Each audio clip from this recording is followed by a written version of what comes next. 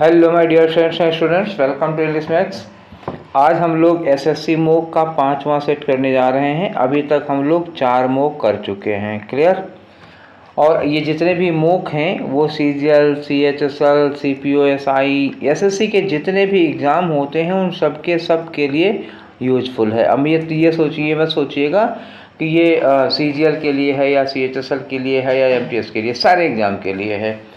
बस केवल क्वेश्चन के नंबर में फ़र्क पड़ता है। सीपीओएसआई में ज़्यादा क्वेश्चन आया करते हैं, स्टेनो को होगा तो और क्वेश्चन आया करते हैं, बस इतना ही फ़र्क है। 25 क्वेश्चन होंगे या 50 क्वेश्चन होंगे या 100 क्वेश्चन होंगे, क्वेश्चन के नंबर का ही फ़र्क है और ज़्यादा कोई फ़र्क नहीं पड़ता। लेवल, स्टैंडर्ड सब कुछ वही मेंटेन करके रखा जाता है, ठीक है। 25 क्वेश्चन के सेट अभी करते रहिए। तो शुरू करते हैं आज का हम लोग अपना सेट नंबर 5। इसके पहले के जो 4 सेट जिन लोगों ने नहीं देखे हैं, डिस्क्रिप्शन बॉक्स में लिंक है। 1 का, 2 का, 3 का, 4 का, सबका लिंक डिस्क्रिप्शन बॉक्स में मिल जाएगा। सबके पीडीएफ सबके वीडियो के साथ भी अटैच हैं, ठीक है। तो चलिए शुरू करते हैं आज हम लोग अपना 5वां सेट। तो 5वें सेट का पहला क्वेश्चन देखिए, स्टार्टिंग हो रही है क्लोज टेस्ट से इस बार, ठीक है। तो ये रहा आपका एक पैसेज जिसमें कुछ जगहें खाली हैं, इन जगहों को भरना है। 1 2 3 4 5 ये देखो दिख रहा होगा। तो इसको तो हमें पढ़ते रहना है, पढ़ के भरना है। पहले एक बार इसको पढ़ डालते हैं पूरा, पढ़ने के बाद एक एक करके भरेंगे। और इसका तरीका क्या होता है कि आप सोचें कि ये पहला वाला पढ़ लिया और ये भर डाले, तो ऐसे नहीं हो पाएगा, ये पॉसिबल नहीं है। और पॉसिबल है भी तो ये गलत हो जाएगा, ठीक है। अब हमें इसके रेफरेंस में भरना होता है, तो पहले आप पैसेज को पढ़ लीजिए, उसको ब्लैंक्स को अवॉइड करते हुए। बाद में पूरे पैसेज का जिस्ट निकाल करके, उसका सेंस निकाल करके तब हम लोग भरेंगे, ठीक है। तो चलो स्टार्ट करते हैं पढ़ना। Employment of differently abled employees, मतलब डिफरेंटली एबल्ड एम्प्लॉयज़ क्या होते हैं? डिफरेंटली एबल्ड का मतलब जिसमें जैसे विकलांग होते हैं या उनका कोई अलग सेंस ज़्यादा डेवलप होता है। जैसे जो लोग ब्लाइंड होते हैं तो वो हाथ से छू करके या इस तरह से काम कर लेते हैं, तो ब्लाइंड लोग हो गए, लेम हो गए। इस तरह के लोगों का जो एम्प्लॉयमेंट है उस पर चर्चा चल रही है। तो कह रहे हैं कि employment of differently abled employees have undoubtedly made dash. Undoubtedly कहें कि इसमें कोई दो राय नहीं है कि इसने डैश की है। अब देखो, हैव मेड, ध्यान रखना, हैव और मेड, ये हैव लगा है, मेड लगा है, और यहाँ क्या आएगा? यहाँ कोई नाउन आएगा, ठीक है। लेकिन अभी ये इस पर नहीं जाने हैं। हैव मेड डैश, आगे लिखा है in the corporate work place. Corporate work place का मतलब क्या हुआ? कारपोरेट वर्ल्ड में, कारपोरेट के ऑफिस में, कारपोरेट में जहाँ काम होता है वहाँ पर डिफरेंटली एबल्ड एम्प्लॉयज़ ने अनडाउटेडली डैश की है, मतलब शायद तरक्की की बात कर रहे होंगे, तरक्की की है। कह रहे हैं but certainly not as much as one had dash, लेकिन उतना नहीं जितना कि हमें डैश थी। इसका मतलब हुआ कि डिफरेंटली एबल्ड एम्प्लॉयज़ ने कारपोरेट वर्क प्लेस पर एम्प्लॉयमेंट में अच्छी प्रोग्रेस की तो है, अच्छी तरक्की की तो है, लेकिन उतना नहीं जितना कि हमें उम्मीद थी। यही यहाँ सेंस है। मतलब एक शार्ट में ले ले तो ये हुआ कि तरक्की की तो है लेकिन उतना नहीं जितना कि हमें उम्मीद थी। अब आगे बढ़ो, यहाँ से देखो फुल स्टॉप लग चुका है, फुल स्टॉप के बाद दूसरा सेंटेंस शुरू है। We have new dash relating to the employment of the differently abled, मतलब डिफरेंटली एबल्ड पर्सन के एम्प्लॉयमेंट के लिए हमारे पास न्यू डैश है। न्यू क्या होंगे? न्यू रूल्स होंगे, रेगुलेशंस होंगे, ये सारी चीज़ होंगी। But we have not changed much, जो चीज़ हमने ज़्यादा नहीं बदली है वो है हमारा बिहेवियर। मतलब ये हुआ है कि हमारे पास नियम कानून कायदे तो नए नए आए हैं, लेकिन हमने अपनी सोच, अपना बिहेवियर डिफरेंटली एबल्ड पर्सनस के लिए बदली नहीं है। एक बात ये हो गई। अगली बात कही, differently abled people have fallen short of their goals. Differently abled people जो हैं वो अपने गोल को पूरा नहीं कर पाते हैं। Fallen short of their goals मतलब अपने लक्ष्यों को पूरा नहीं कर पाते हैं। बिकॉज क्योंकि we dash the potency of the affluent class need to grow, ठीक है, देयर पावर। क्योंकि जो एफ्लुएंट क्लास है, जो अमीर लोग हैं, हम डैश करते हैं, वी के बाद लिखा डैश, हम डैश करते हैं किसके प्रति? The potency of affluent class, जो एफ्लुएंट क्लास है, जो अमीर वर्ग है, ठीक है ना, उसकी पोटेंसी को हम सपोर्ट करते हैं। हर आदमी है जो एफ्लुएंट क्लास है उसकी पावर बढ़े, उसकी पावर बढ़ने की ज़रूरत है, उसकी पोटेंसी मतलब अपनी पावर को बढ़ा लेने की, अमीर आदमी की पोटेंसी को हम क्या करते हैं, हम उसको सपोर्ट करते हैं, उसको एक्सेप्ट करते हैं। आगे कहा इन्होंने कि वी कैन अबाइड, हम मान कर चलते हैं, हम फॉलो करते हैं स्क्रपलेसली बाय द लॉज, हम जो कानून बने हैं, जो नियम रेगुलेशंस बने हैं, देखो यहाँ लिखा है कि laws and rules. Laws and rules का मतलब क्या हुआ, जो डिफरेंटली एबल्ड एम्प्लॉयज़ हैं उनके लिए जो रूल्स और लॉज बने हैं, यहाँ पर मैं यही वाली बात कर रहा था यहाँ पे, ठीक है। तो इनके लिए जो रूल बने हैं उनको हम अबाइड करते हैं, कैसे, स्क्रपलेसली मतलब हिचकिचाते हुए उनको फॉलो करते हैं।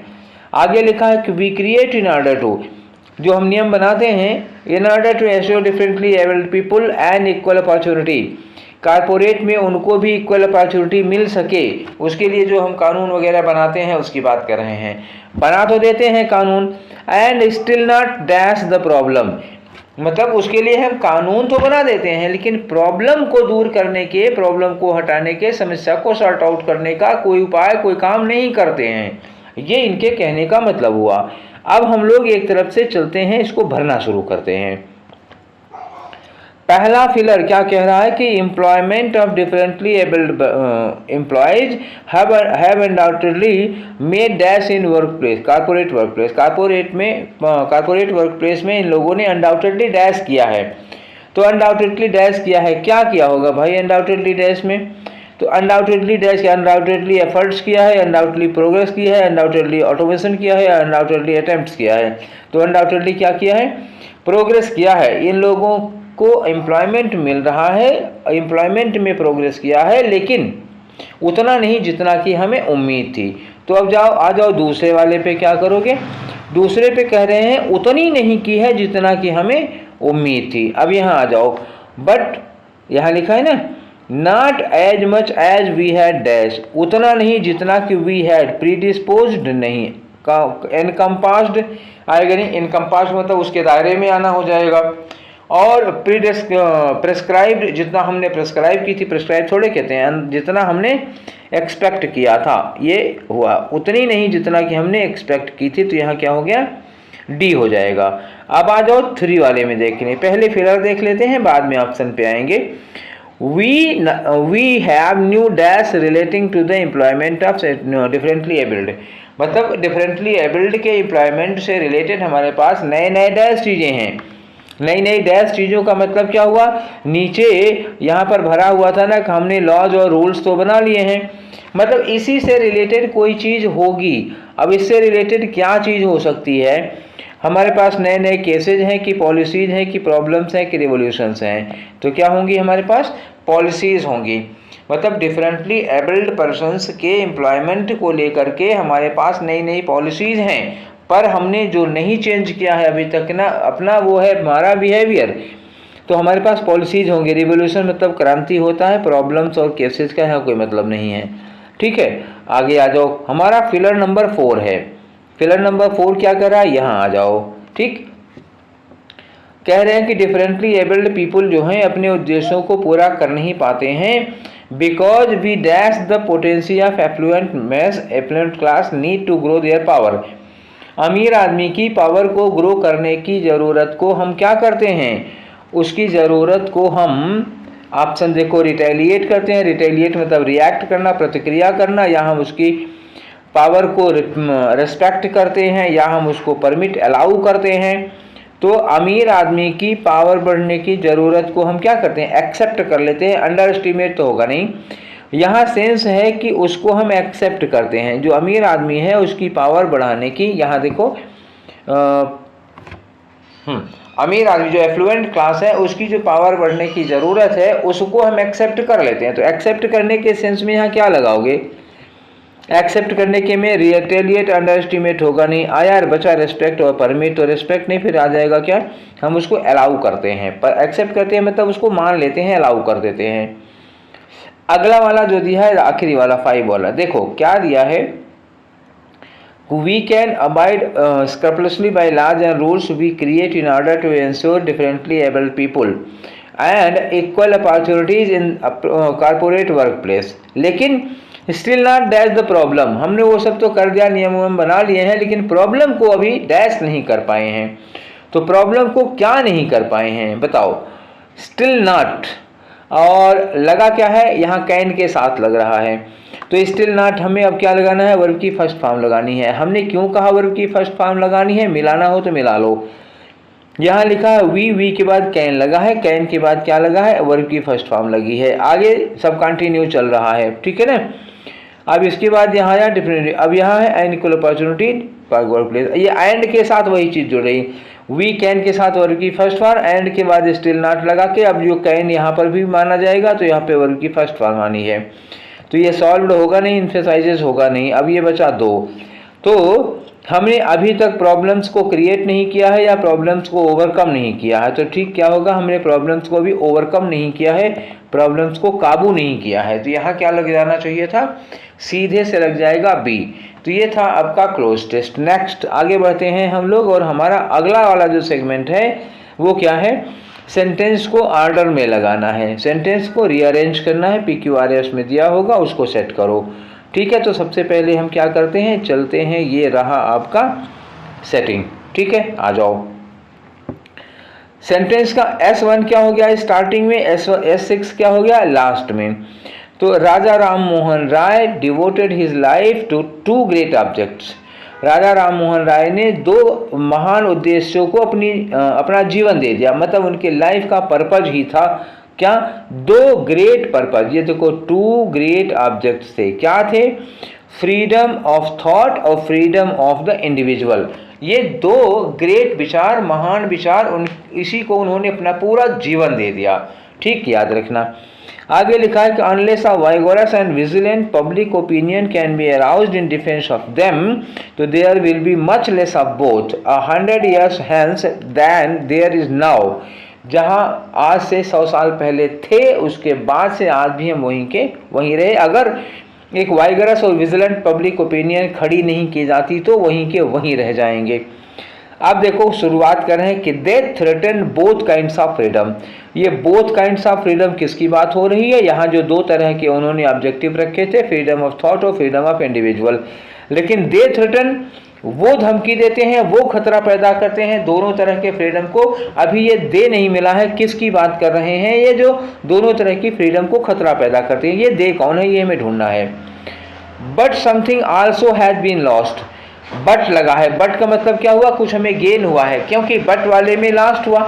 बट वाले में लास्ट हुआ तो इसका मतलब हुआ कि इसके पहले वाले में हमें कुछ गेन होना चाहिए। तो कहीं इसके पहले गेन पे चलेंगे, फिर यहाँ आएंगे लास्ट पे, ठीक है ना। हो गई। अब आ जाओ आर पे। आर में लिखा है कि देयर आर नाउ डेंजर्स, अभी खतरे हैं, somewhat different in form from those of the past age. अब जो खतरे हैं थोड़े डिफरेंट फॉर्म के खतरे हैं, दूसरे तरह के खतरे हैं। अब ये डेंजर्स किसके लिए लगा? यही जो दे था ना, वही डेंजर्स हैं। यहाँ लिखा ना दे थ्रेटन, वो खतरा पैदा कर रहे हैं, और यही वो डेंजर्स हैं। मतलब आर के बाद क्या लग रहा है? आर के बाद हमारा पी आ रहा है। आगे लिखो in regard both these objects. अब ये both these object, in regard to both these object something has been gained. ये देखो गेन्ड आ गया, गेन और लॉस मिल गया हमें, गेन और लॉस भी मिल गया, और ये बोथ दीज ऑब्जेक्ट्स भी मिल गया।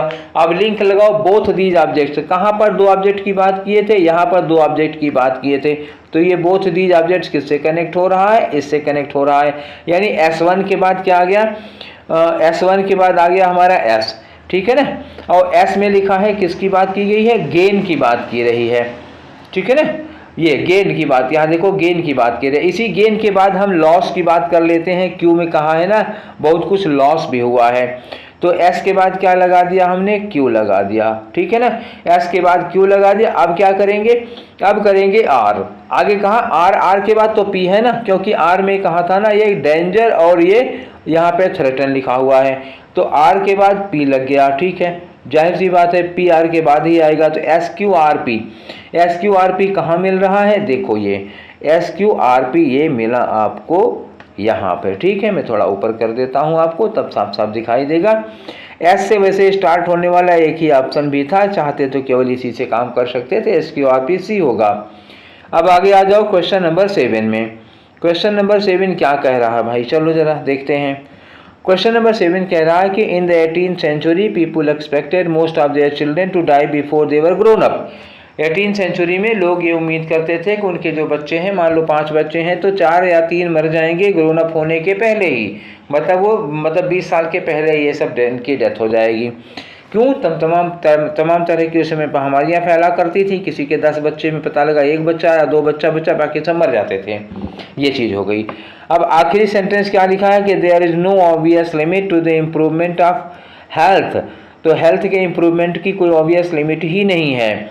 Can be brought about by medicine के द्वारा जो हेल्थ इम्प्रूवमेंट आ रहा है उसकी कोई ऑब्वियस लिमिट है ही नहीं।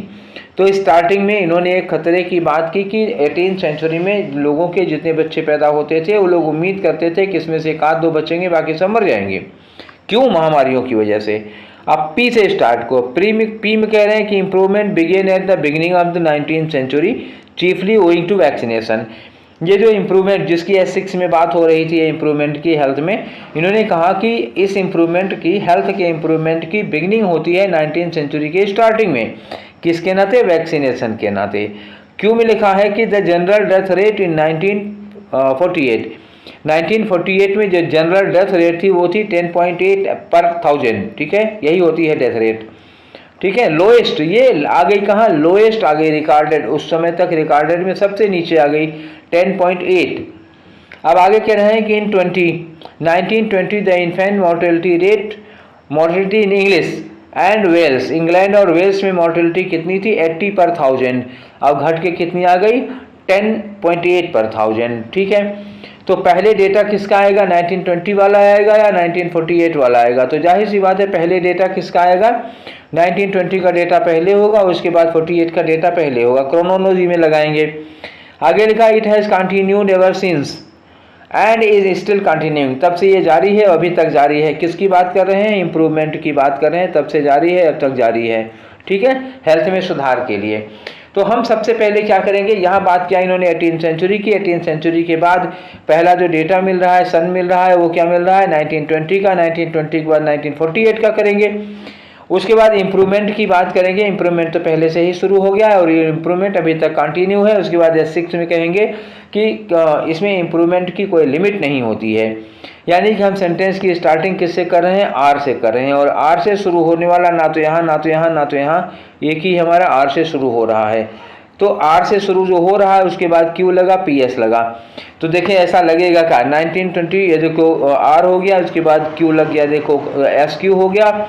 फिर पी में कह रहे हैं कि जब ये 1948 में डेटा घट गया 10.8 हो गया, तो इसी को कह रहे हैं कि इम्प्रूवमेंट बिगिन हुआ था 19th सेंचुरी की शुरुआत में वैक्सीनेशन के नाते। उसके बाद कह रहे हैं 6 में कि और ये कंटिन्यू रहा तब से आज तक। और फिर ये S6 में कहेंगे कि हेल्थ में इम्प्रूवमेंट की कोई लिमिट नहीं होती है। ठीक है, तो हमारा आंसर कौन हुआ? बी वाला एकदम सटीक है। क्लियर? ठीक है, चलो अब आगे चलते हैं। Question number 8। क्वेश्चन नंबर 8 क्या कह रहा है भाई जी लोगों?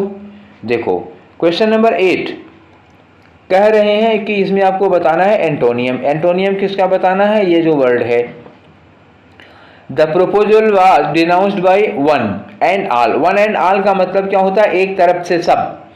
बाय वन एंड ऑल का मतलब एक तरफ से सब ने डिनाउंस किया। डिनाउंस का मतलब क्या हुआ? कंडेम किया, आलोचना की। डिनाउंस करना मतलब क्या हुआ? कंडेम करना, आलोचना किया, आलोचना करना। तो यहाँ क्या करना होगा हमें? इसका अपोजिट लगाने का मतलब क्या हुआ? किसी ने प्रेज किया हो तो ये अपोजिट हो जाएगा, तो हमें प्रेज की मीनिंग में आना पड़ेगा। रिनाउंस मतलब घर छोड़ देना, ये होगा नहीं। अनाउंस का मतलब अनाउंसमेंट करना, होगा नहीं। रिकमेंडेड का मतलब कोई चीज़ मेंशन करना, ये होगा नहीं। और कमेंडेड का मतलब क्या होता है? प्रशस्ति। कमेंडेड का मतलब क्या होता है? प्रशस्ति होता है ना, ये हो गया अनाउंस करना। ठीक है, तो बात समझ में आ गई। इसका एंटोनियम हो गया, तो कमेंडेड हो जाएगा यहाँ पे। क्लियर? चलो आगे। आगे लिखा है जो अगला वर्ड है वो कहा कि the new manager of the bank is urbane. Urbane का मतलब क्या होता है? वेल कल्चर्ड, बहुत ही पढ़ा लिखा, बहुत ही क्या कहते हैं? सभ्य, सज्जन। ठीक है ना, तो अर्बेन हो गया वेल कल्चर्ड, वेल सिविलाइज्ड, ये हुआ। तो सिविलाइज्ड क्या हो गया, ये तो सिमिलर हो गया, तो ये होगा नहीं। स्लो मतलब धीमा हो गया, कोई मतलब नहीं है। रूड का मतलब क्या हुआ, बहुत ही जाहिल, बहुत ही असभ्य, जंगली, गंवार टाइप का, तो यही उसका अपोजिट हो गया, क्योंकि फुलिश मूर्ख है, बुद्धि से रिलेटेड है, इसका कोई मतलब नहीं है। तो इसका जो एंटोनियम निकला वो क्या निकला, वो निकला सी वाला, रूड। ठीक है, आगे बढ़ो। ये रहा आपका क्वेश्चन साइनोनियम का। साइनोनियम का मतलब ये देखो किसका साइनोनियम पूछा है, a person who equivocates should not be relied upon. तो ऐसा आदमी जो इक्विवोकेट करता है, और इक्विवोकेट का मतलब क्या हुआ, गोल मटोल बातें करना, गोल मटोल बातें करना। अब गोल मटोल कहोगे, गोल मटोल बातें कैसे होती हैं, बातों को घुमा फिरा कर करना, ठीक है, सीधे मुद्दे पर ना आना, घुमा फिरा कर बातें करना, ठीक है, तो स्ट्रेट फॉरवर्ड बातें नहीं करता है। तो यहाँ क्या होगा, इसका अपोजिट बताना है, डिसीसिव अदर्स, टेल लाइज, या गिव मिसलीडिंग स्टेटमेंट, ठीक है, या फिर फ्लैटर्स, सॉरी अपोजिट नहीं बताना है, साइनोनिम बताना है। इक्विवोकेट का मतलब क्या होगा, गोल मटोल बातें करना, तो यही होगा ना, gives misleading statement. Misleading statement मतलब वही घुमा फिरा के बात करना, गुमराह करने वाले स्टेटमेंट देना। तो आंसर क्या हो गया इसमें, सी। जो बाकी बचे हैं उनकी मीनिंग क्या होगी, डिसीव सदस्य दूसरे को धोखा देना, टेल लाइट झूठ बोलना, फ्लैटर मतलब चापलूसी करना, तो ये होंगे नहीं, बस यही सी वाला होगा। ठीक है, नेक्स्ट क्वेश्चन पे आ जाओ, क्वेश्चन नंबर 11। तो हमारा क्वेश्चन नंबर 11 में क्या करा, the newspaper report was mendacious. Mendacious का मतलब क्या होता है, झूठी, ठीक है, झूठी मतलब क्या हुआ, रिपोर्ट फॉल्स है, तो ये फॉल्स क्या हो गया, साइनोनियम होगा, ये होगा नहीं। और ये ट्रूथफुल का मतलब क्या हुआ, सच, तो यही अपोजिट हो जाएगा इसका। मिस्टीवियस मतलब शैतानी भरा हुआ, प्रोवोकेटिव मतलब भड़काऊं, तो यहाँ पे इन दोनों का भी कोई लेना देना नहीं है। आपका आंसर क्या होगा, हो गया बी। ठीक है, तो 11 क्वेश्चन हो गए हैं। चलो हम कर रहे हैं अब क्वेश्चन, हम लोग एरर के क्वेश्चन हैं, और ये हम लोग आ गए क्वेश्चन नंबर 12, 13 और 14 पर एक साथ।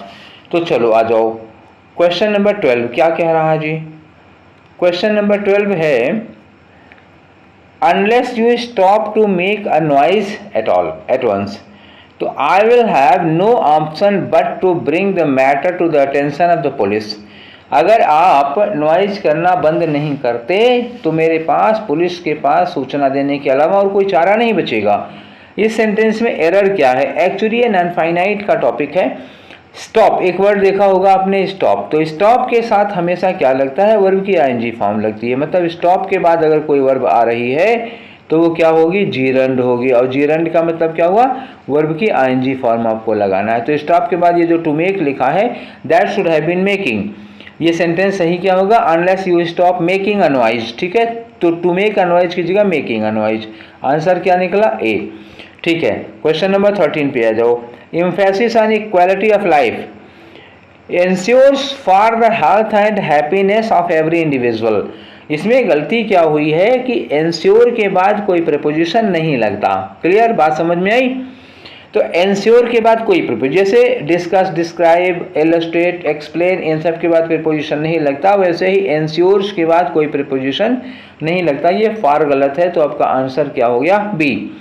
अब आगे आ जाओ, the meeting adjourned abruptly by the chairman after about 3 hours of deliberation.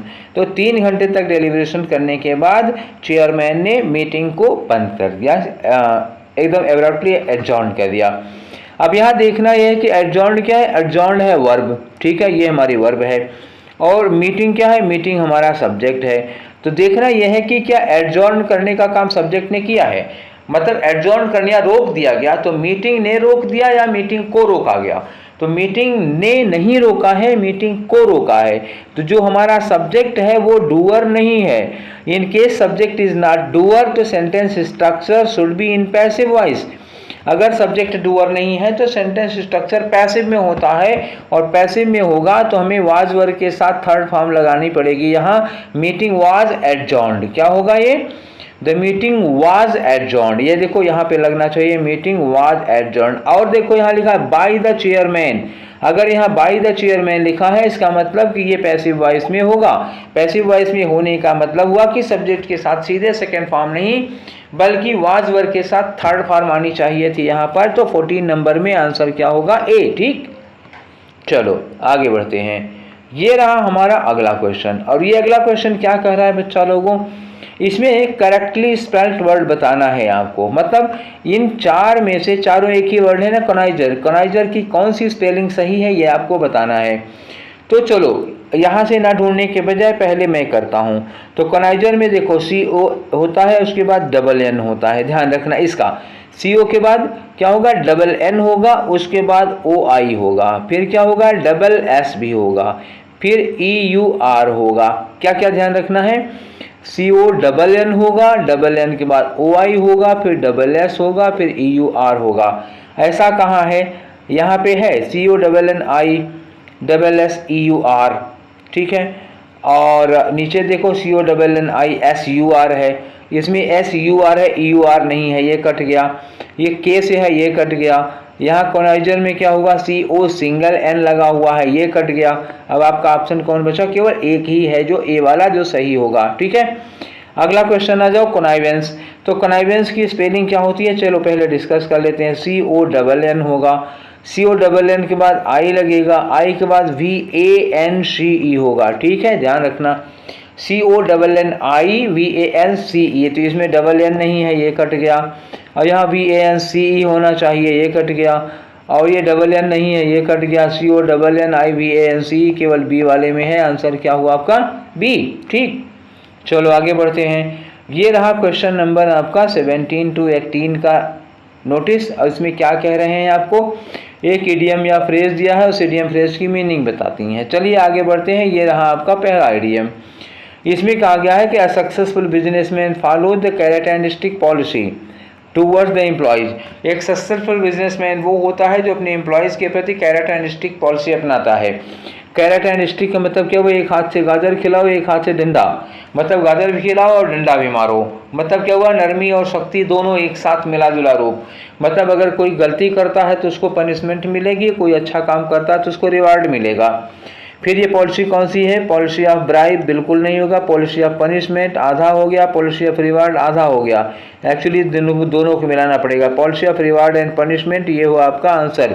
Reward क्या हो गया, कैरेट, और पनिशमेंट क्या हो गई, स्टिक, ठीक। बात समझ में आ गई। चलो आगे आते हैं क्वेश्चन नंबर 18 पर। क्या कह रहे हैं, you must not evaluate the success of your rivals with a jaundiced I.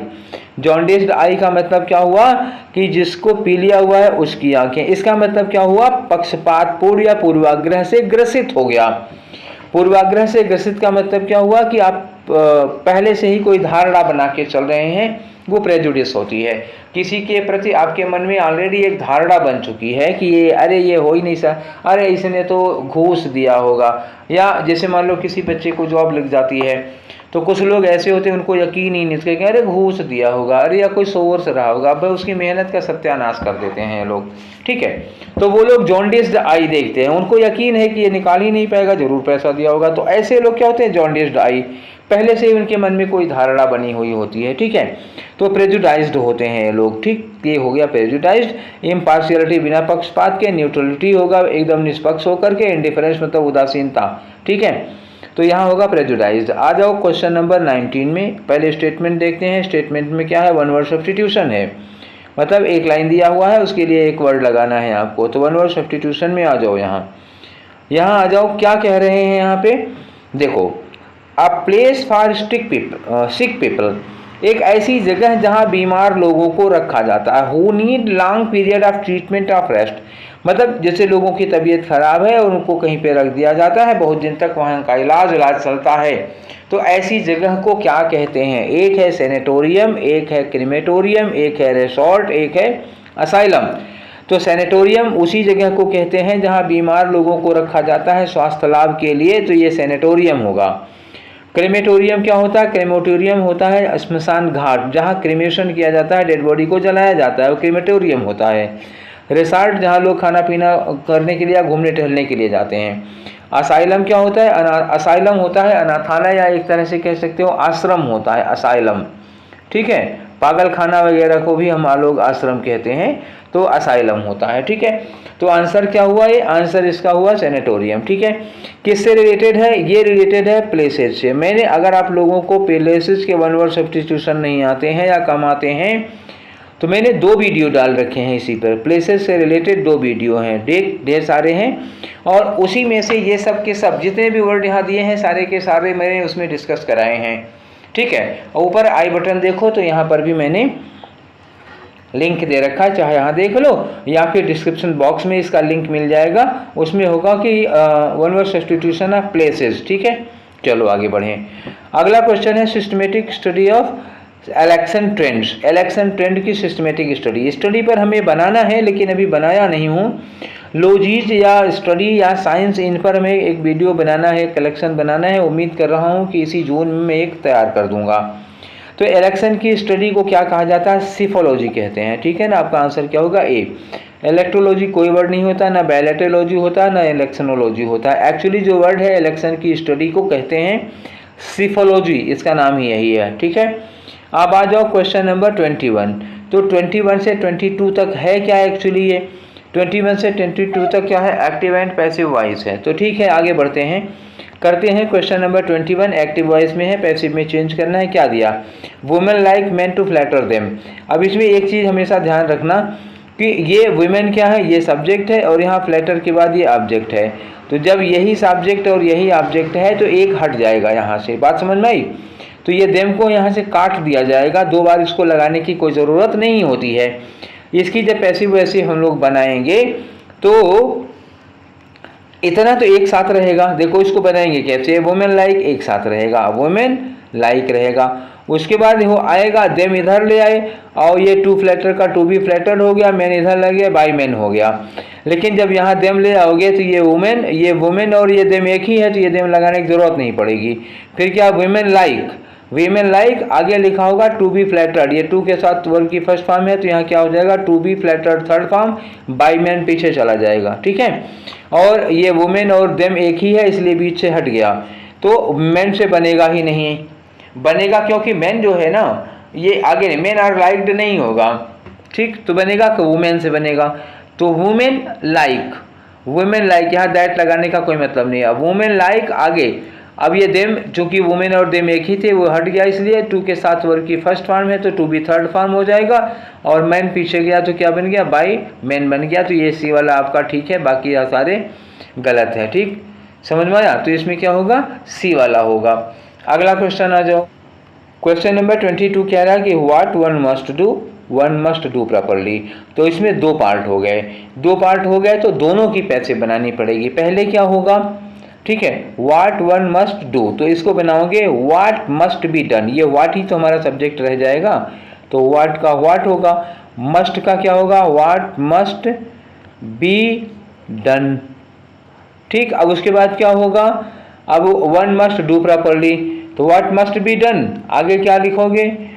Must be done properly. What must be done properly. ठीक, दोनों की पैसिव बनाना पड़ेगा। तो what must be done properly, यही सही है। आगे है it must be done, it कहाँ से ले आए? It must be done, it कहाँ से ले आए? वन मस्ट डू प्रॉपरली, ये तो एक्टिव वॉइस हो गया। ठीक है ना, और ये हैज़ टू बी, ये कहाँ से, हैज़ टू कहाँ से ले आए मस्ट की जगह पर? ये गलत हो गया, केवल पहला वाला होगा। क्लियर होगी बात? ठीक है, चलो।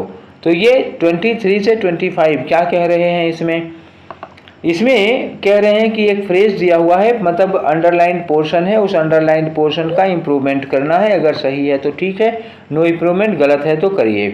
इम्प्रूवमेंट आप लोग जानते ही हैं क्या करना होता है। If you want to save money, अगर पैसा कमाना चाहते हो, नहीं कमाना नहीं, बचाना, सेव मनी। ठीक, अगर आप पैसा बचाना चाहते हो तो you must get rid of shopping, तो आप शॉपिंग से छुटकारा पाओ। ऐसा नहीं है यार, यहाँ पे छुटकारा पाने का नहीं। देखो गेट रीड ऑफ किस चीज़ के लिए लगाया जाता है, हमेशा ध्यान देना। गेट रीड ऑफ यूज किया जाता है किसी निगेटिव हैबिट के लिए, जैसे कोई बुरी लत वगैरह है, तो इन सब चीज़ों के लिए आता है गेट रीड ऑफ। कोई प्रॉब्लम है तो उससे छुटकारा पाना होता है गेट रीड ऑफ। शॉपिंग क्या है? ये आदत है। इसमें क्या करना पड़ेगा आपको? Cut down on. क्या करना पड़ेगा? कट डाउन ऑन का मतलब हुआ अपनी शॉपिंग की आदत में कटौती करो। यहाँ क्या पैसा था? सेव मनी, पैसा बचाना है तो खरीदारी की आदत में, शॉपिंग की आदत में क्या करो? कटौती करो, थोड़ा कम करो। तो क्या हो गया इसमें? ए वाला हो गया। अब दूसरा में आ गया, not only they went to see the film, they had dinner out at 12। वो ना केवल मूवी देखने के लिए बाहर गए थे बल्कि उन्होंने डिनर भी किया। तो देखो यहाँ नॉट ओनली से स्टार्ट किया, उसके बाद they went to see film, ये सब्जेक्ट और वर्ब पूरा लगा दिया।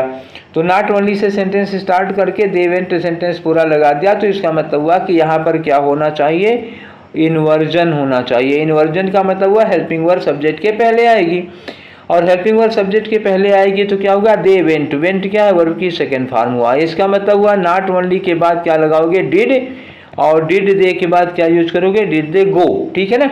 तो दे वेंट की जगह क्या होगा, डिड दे गो, क्यों, नॉट ओनली से स्टार्ट हो रहा है, इन्वर्जन होगा, इन्वर्जन में हेल्पिंग वर्ब पहले आती है, ठीक है।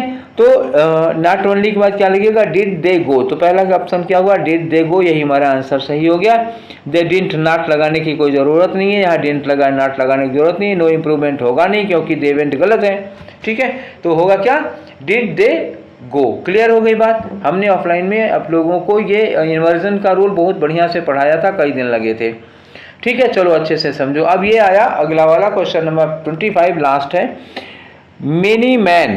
तो एक बात तो आपको अच्छे से पता होगा, जो नंबर वाले होते हैं एडजेक्टिव, जैसे फ्यू हो गया, सेवरल हो गया, मेनी हो गया, इन सब के साथ क्या लगता है, इन सब के साथ लगता है प्लूरल नाउन। क्या लगता है, प्लूरल नाउन, यहाँ इनके साथ लगेगा प्लूरल नाउन। तो मेनी के साथ ये मैन नहीं लगेगा, मेन लगना चाहिए, तो ये गलत तो हो गया सेंटेंस। अब चलो देखो कहाँ सही है, मेनी मैन, यहाँ देखो मेनी के साथ मैन फिर लिखा हुआ है, मेनी मैन ही लिखा हुआ है, तो ये तो गलत हो गया। मेनी आ मैन, ये ठीक हो गया। आ मेनी मैन, अगर आ मेनी लगाओगे तो फिर ये मैन होना चाहिए, मैन नहीं होना चाहिए, नो इम्प्रूवमेंट होगा नहीं क्योंकि ये गलत है। तो मेनी, हाँ तो यहाँ होना क्या चाहिए, एक्चुअली देखो मेनी के बाद अगर आ लगाते हो तो इसके बाद सिंगुलर काउंटेबल नाउन और सिंगुलर वर्ब लगती है, ठीक है। सब्जेक्ट वर्ब एग्रीमेंट में ये चीज़ थी, मैंने पढ़ाई थी कि मेनी अ के बाद singular countable noun singular verb लगती है। तो यहाँ तो वुड लगा हुआ है, वर्ब के सिंगुलर होने का कोई मतलब नहीं है, लेकिन अगर हमारे पास नाउन सिंगुलर है तो हम मेनी के बाद आ यूज करेंगे। ये मेनी है, आ लगा दिया, अब हमारा सिंगुलर नाउन ठीक हो जाएगा, आंसर सी करेक्ट हुआ, ठीक है। तो ये थे हमारे 25 क्वेश्चंस। उम्मीद है आप लोगों की ये जो मॉक टेस्ट 5 है ये बहुत अच्छा गया होगा, ठीक है। तो इसी के साथ ये सेशन वाइंड अप करते हैं, फिर मिलेंगे नेक्स्ट सेशन में। Till then take care, thank you.